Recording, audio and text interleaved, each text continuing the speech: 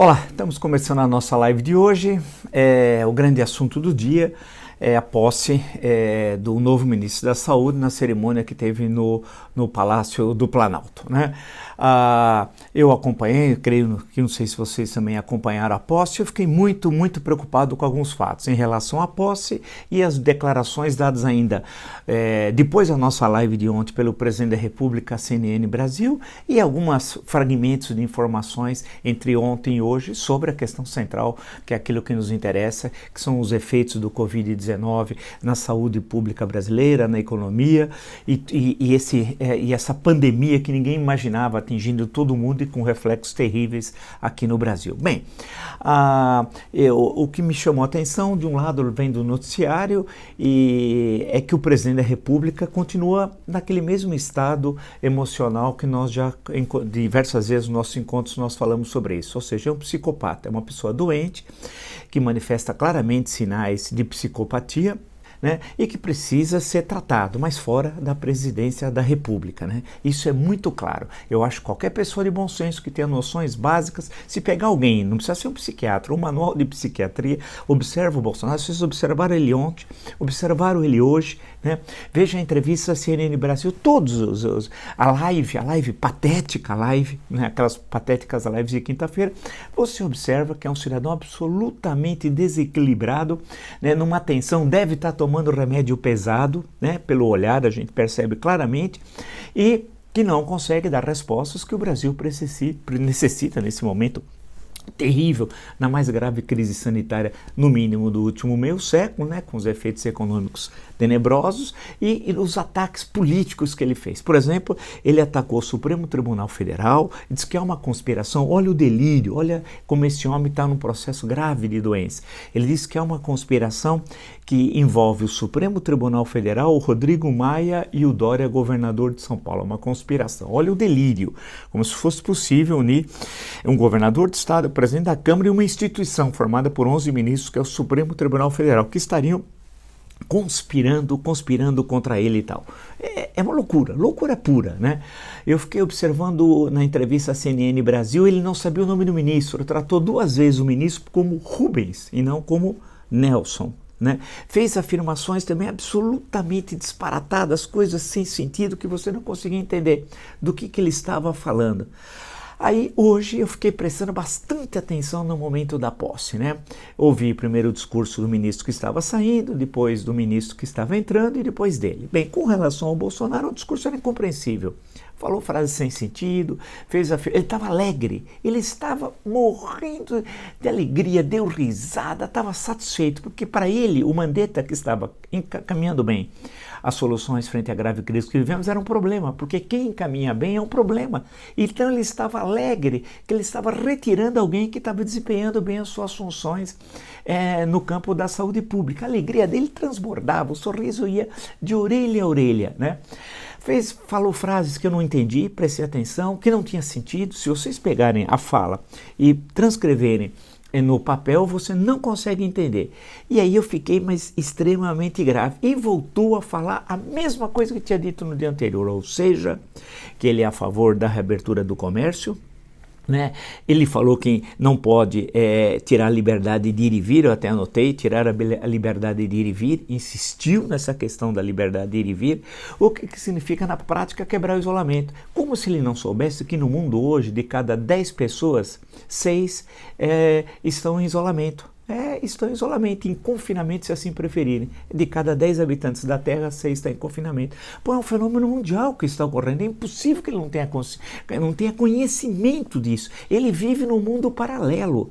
Ele é um homem doente, cercado por pessoas doentes, os filhos são claramente pessoas doentes, por aquele universo de paranoia que o cerca, do gabinete do ódio, né? Daquele material que ele recebe diariamente, que ele só fica lendo o celular. Ele não pega um livro, um relatório, não estuda, não divide seu tempo, não ouve ministros, não coordena a atividade dos ministérios, não visita o Brasil, nada disso. Ele fica nesse mundo paralelo em que parte desse material é produzido por aqueles delirantes que recebem mensagens do marginal que vive na Virgínia, o Jim Jones da Virgínia, que é um marginal, um sujeito maluco que parou na antiga primeira série do ginásio e se autoproclamou filósofo, né? Já imaginou se ele terminasse a quarta série do antigo ginásio, ele seria Deus. Bem, esse cidadão produz esse material. E aí fica essa loucura que nós estamos assistindo, né? O presidente da República que não sabe o que fazer.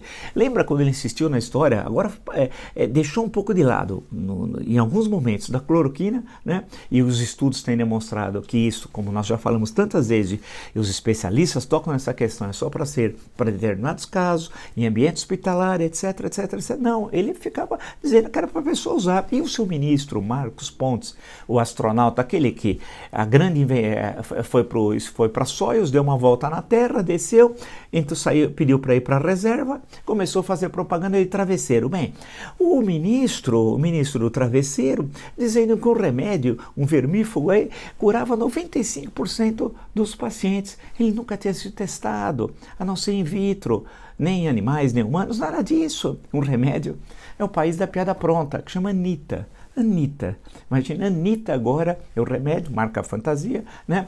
Vai resolver o problema mundial, quer dizer, nós estamos virando motivo de chacota, primeiro por ministros de uma incapacidade absoluta, como o ministro do travesseiro, e outro por um presidente da República que coloca em risco os nossos interesses nacionais. Então, eu fui identificando em toda a fala hoje, percebendo, eu falei, meu Deus do céu, do que o presidente está falando? Né? Falou, mas alegre. O que ele quer é reabrir o comércio, colocar o pessoal na rua. Ou seja, ele quer o genocídio. Ele quer o genocídio. E aí cabe sim às instituições, e ele falou que o Supremo estava se colocando contra. Claro, o Supremo é a favor da Constituição, das leis, do respeito às normas constitucionais. Não é um genocida, um psicopata, um criminoso como é o Bolsonaro. Porque alguém que propõe, nesse momento, a reabertura do comércio é criminoso. Nesse sentido, ele é um criminoso que ocupa o Palácio do Planalto. Porque todos os que nós estamos acompanhando no mundo inteiro, as experiências é que, frente à situação que vivemos, sem um remédio, sem uma vacina, só há um caminho, que é o confinamento, até que você consiga romper essa corrente de transmissão do vírus. E isso nós temos repetido, falado, e o mundo inteiro está apresentando isso. Basta acompanhar o noticiário internacional, mas ele continua dizendo o contrário. E hoje até fez referência a isso, a própria questão do Supremo, que sim, e ele implicitamente voltou a atacar o Supremo Tribunal Federal, como tinha atacado violentamente o Rodrigo Maia, na entrevista que ele deu no final da noite de ontem, atacando o Rodrigo Maia, de forma irresponsável, de forma gratuita. Mas o Rodrigo Maia não caiu na armadilha, dizendo, esse é um velho caminho da política. Você não fala do principal assunto do dia. Qual era o principal assunto do dia? Era a demissão do Mandetta, e você desvia para outro. É isso, é um malandrão, é coisa de malandro, né? De malandro lá daquele submundo que ele viveu durante 30 anos no Rio de Janeiro convivendo com assassinos. Afinal, o seu vizinho, em frente, Rony Lessa, quem é? Assassino é Marielle Franco, amigão do Bolsonaro, os dois são íntimos, tanto que o filho do Bolsonaro, Jair Renan, namorou a filha do assassino, portanto ele convivia nesse mundo da marginalidade e ele tem muita dificuldade de conviver no mundo da civilização, já que ele se relacionava com o capitão Adriano, Fabrício Queiroz, né, que se abrir a boca o Flávio perde o mandato de senador e por aí vai. Em suma, ele continua, agora está se achando o rei da cocada preta, para usar uma linguagem popular. Agora ele manda no Ministério da Saúde, né? Agora ele pode fazer o que ele quer. E aí tem uma questão interessante, também eu fiquei observando hoje, mas com muito cuidado. Quem é um ministro da Saúde? Acho que vale aqui uma boa reflexão. Fiquei procurando, lendo, todo mundo viu aquele vídeo, né? Em que ele está dizendo assim, por entre um idoso e um jovem, a gente salva o jovem, quer dizer, em outras palavras, vão matar todos os idosos, né? Numa linguagem, numa fala, eu a princípio achei que era montagem. Eu sempre desconfio quando circula essas coisas, porque são coisas no mundo da barbárie, né?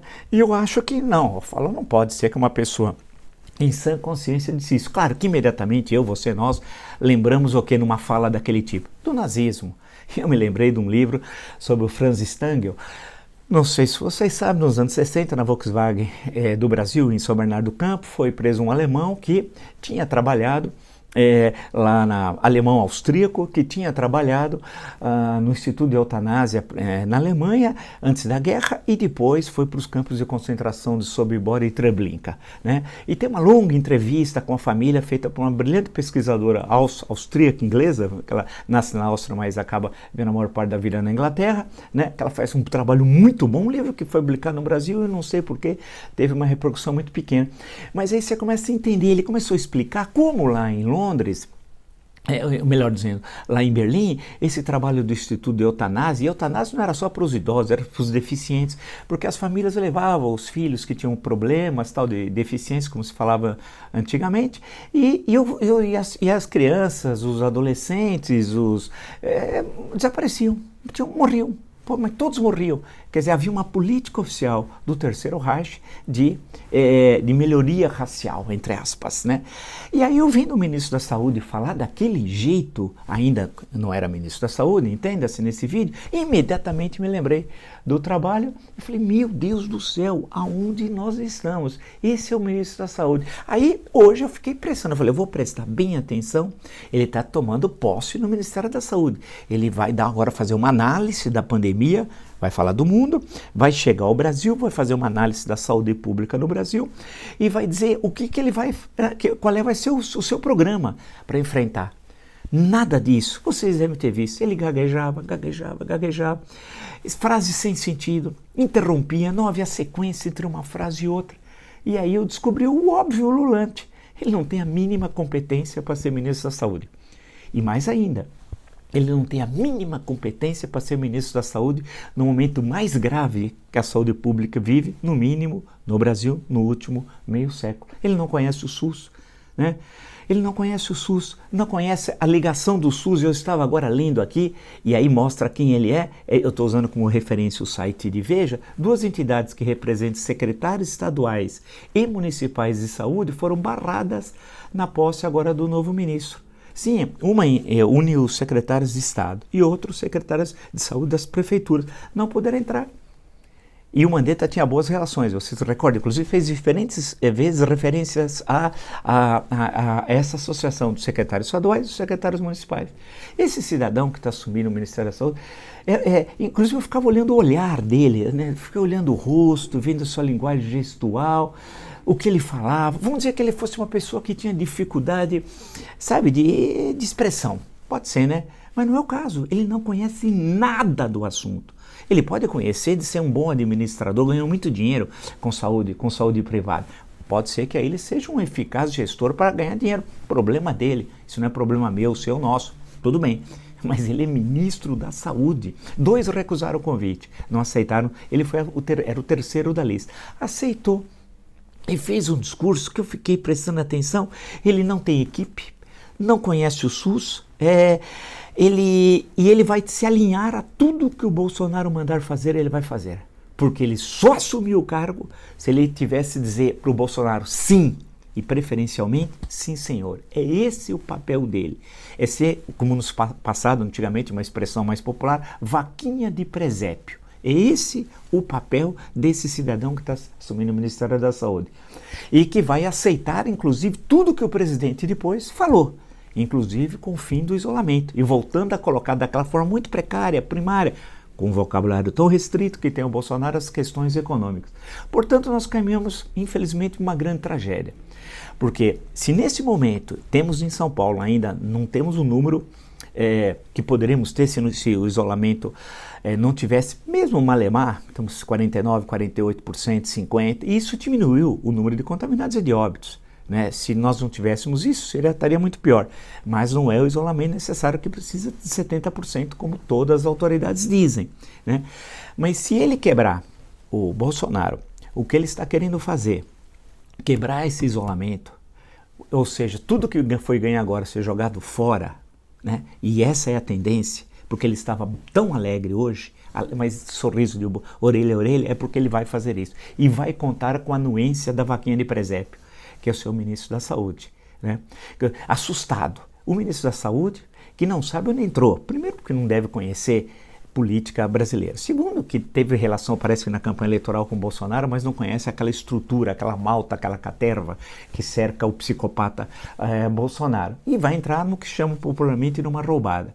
Não conseguiu externar seu pensamento sobre saúde pública, quais são os principais problemas que vivemos, a questão do SUS, qual é a sua equipe, de falar de questões de acompanhamento que está ocorrendo no mundo, nada.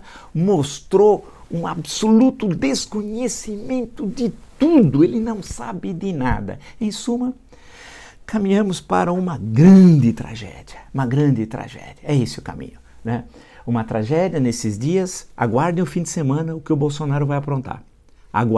Aguardem o que a caterva bolsonarista fanática vai fazer com Mandetta soltando dossiês falsos. Aguardem. O Bolsonaro vai aprontar muitas na entrada e na saída do palácio. Vai ter aquele pessoal louco, fanático, que fica tudo num curral, todos contaminando um ao outro, falando aquelas bobagens. Aguardem. Tanto que, no fim de semana, nós vamos nos encontrar. Tenho certeza absoluta que o Bolsonaro vai continuar com a sua carreira cometendo crimes sucessivos contra a nacionalidade brasileira. Tenho absoluta certeza. E nesse sentido, nós vamos nos encontrar para conversar, discutir, debater, dialogar e apresentar a minha análise.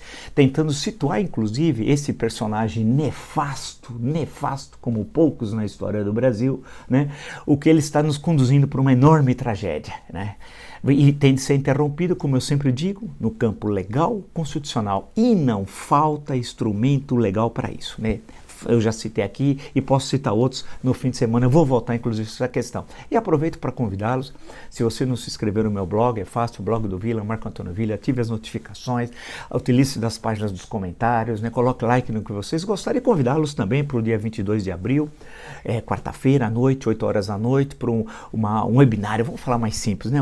Uma aula ao vivo, online, gratuita, tratando sobre a ditadura militar sem achismos, debatendo um pouco a questão da ditadura militar no Brasil, tentando, quando for possível, evidente, fazer conexões com o presente que nós estamos vivendo. Portanto, agradeço a todos vocês aí que estão me acompanhando. Estamos concluindo uma semana extremamente difícil. Eu nunca imaginei na minha vida que assistiria um ministro que sai do cargo porque está desempenhando bem suas funções. É um caso único, é igual o jabuticaba, só tem no Brasil. Se você faz bem as suas funções, você é mandado embora, né? Que tem inclusive o reconhecimento da população e o reconhecimento mundial. Mas esse é o Brasil que nós estamos vivendo. Espero, rezo a todo dia que seja por pouco tempo e que tenhamos à frente da presidência do Brasil, nesse momento mais grave, alguém que tenha no mínimo sensatez, estudo, que saiba liderar o Brasil e que saiba somar no momento que o Brasil precisa agregar e não dividir. Nos encontramos, provavelmente, tudo indica, no próprio fim de semana com mais notícias. Até!